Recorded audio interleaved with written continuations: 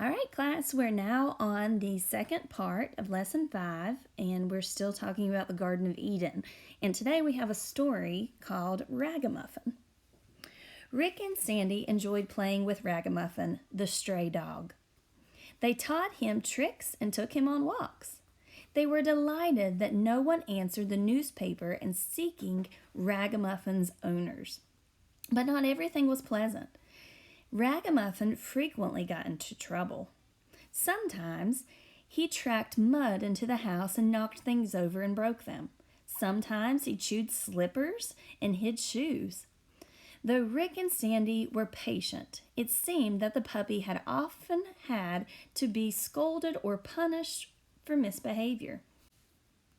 The children occasionally worried that Ragamuffin might not like them when they punished him. But he was always loyal. He ran to them, wagged his tail, and jumped up and down with excitement. He followed them around and constantly wanted to be with them. He treated them as if they were the best thing that ever happened to him. Ragamuffin makes us feel like we're really important to him, observed Rick one day.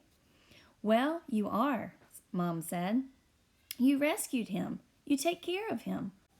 Ragamuffin knows that, and he loves you in return.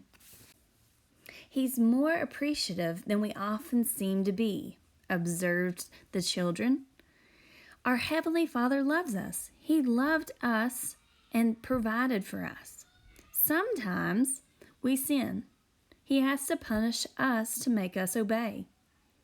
But I wonder if we praise Him enough or show Him much love for all that He has done for us.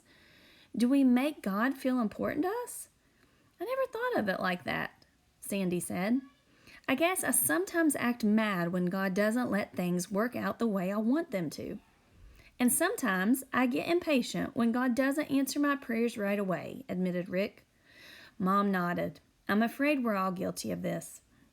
We all need to learn to give to God the kind of unconditional devotion that Ragamuffin gives to you. It says, is God important to you? So think about that question. Do you give Him your time?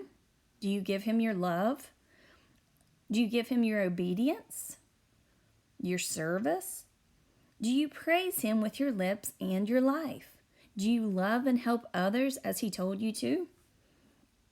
So I want you to really ponder on those questions today.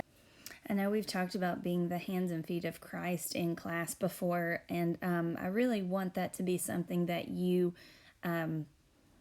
strive to do each and every day. And think about, if you have an animal at home, think about the way that your animal just loves you. You come home from school and your animal may run up and greet you, or you're sitting on the couch and he'll just come up and cuddle beside you. And we need to think about that unconditional love that our pets give us. We need to have that same unconditional love for Christ. So give Him your time, give Him your love, give Him your obedience and your service. Have a wonderful day.